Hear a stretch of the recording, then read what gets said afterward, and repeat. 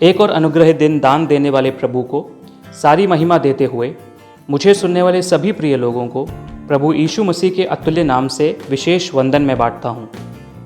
प्रेरितों की किताब के 17वें अध्याय का 30वां वाक्य इस प्रकार कहता है, इसलिए परमेश्वर ने अज्ञानता के समयों पर ध्यान नहीं दिया, पर अब हर जगह सब मनुष्यों को मन फिराने की आज्ञा देता है।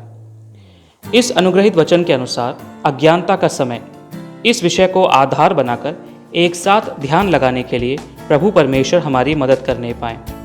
लोगों द्वारा अंधविश्वास किए जाने वाले राशिफल या फिर तारे नक्षत्रों की स्थिति के अनुसार चलने वाले काल के बारे में हम यहाँ चिंतन नहीं कर रहे हैं, बल्कि सभी चांद तारे नक्षत्रों को बनाने वाले प्रभु जो धरती पे काल और समय का नियंत्रण करते हैं, उनके बारे में भजन संहिता 90 का दूसरा वाक्य इस प्रकार कहता है, इससे पहले कि पहाड़ उत्पन्न हुए या तूने पृथ्वी और जगत की रचना की, वरन अनादि काल से अनंत काल तक तू ही परमेश्वर है।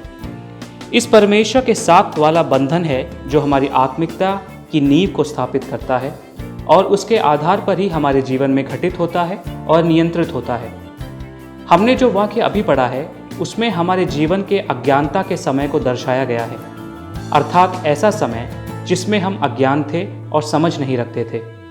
मुझे सुनने वाले आप सभी लोग हो सकता है अज्ञानता के एक समय में हों या फिर पहले कभी इससे गुजरे हों, लेकिन एक बात स्पष्ट है कि हमारे जीवन में ऐसे एक समय से हम गुजर चुके हैं या आज गुजर रहे हैं। क्या है ये अज्ञानता का काल? सच्चे परमेश्वर को ना जानने वाला काल, एक सच्चे प्रभु से व्यक्तिगत बंधन ना होने वाला काल, जानकर भी अनजान बनने वाला काल, सुनकर भी ग्रहण ना करने वाला काल। वास्तव में परमेश्वर सत्यवान है और उसके वचन सच्चे हैं, यह समझकर भी मन में, आत्मा में कोई परिवर्तन ना होने वाला एक काल।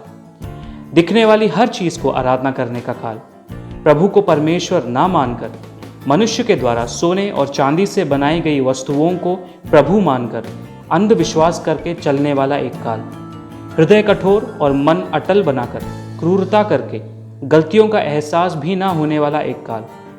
अगर मैं इस विषय पर विस्तार से बात करूं तो अनेकों लज्जित करने वाली बातें मुझे बोलनी पड़ेंगी, लेकिन इस प्रकार के एक काल को प्रभु ने जो नाम दिया है वो है अज्ञानता का काल। इस समय में हमें बहुत ही आशा और उत्साहित करने वाली जो एक बात है वो है कि इस अज्ञानता के समय में हर एक गलत बात जो हम करते हैं और जिसे याद भी नहीं रखना चाहते हैं, उन्हें भली भांति जानने वाला प्रभु इस प्रकार कहता है कि मैं इस अज्ञानता के काल को अनदेखा करता हूँ। समय अब और नहीं बचा है प्रिय लोगों।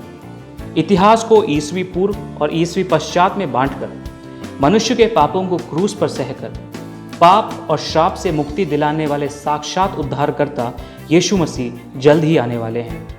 मनुष्य की सारी प्रवृत्तियों को न्याय के लिए सामने लाने वाला वो दिन जल्द ही आने वाला है। इसलिए मुझे सुनने वाला कोई भी व्यक्ति अगर अज्ञानता के काल में जी रहा है तो मन फिरा के प्रभु के करीब फिर से आ जाए। एक बात जो यहाँ आवश्यक है कि अगर प्रभु हमारे अज्ञानता के समय को अनदेखा करना है तो हमें मन फिराना ही होगा।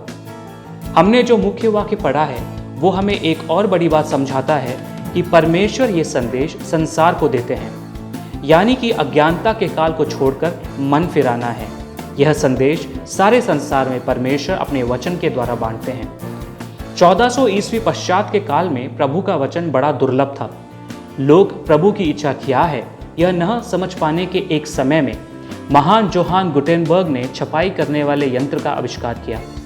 इसके होने से पहले पवित्र बाइबल को अपने हाथों से लिखने में पवित्र जनों को 2 से 3 साल लग जाते थे और इसी कारण उस समय बाइबल बड़ी महंगी होती थी और कई लोगों का सपना होता था कि खुद की एक बाइबल का होना।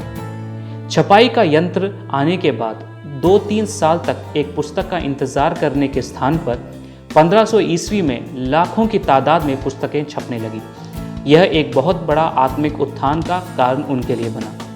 आज हमारे हाथों में मिले हुए सत्य वचन को पढ़कर और प्रभु को जानकर अज्ञानता के काल को विराम देके सच्चे परमेश्वर को ज़्यादा से ज़्यादा जानने के साथ अच्छे समय की आशा करते हुए मैं अपने शब्दों को विराम देना चाहूँगा।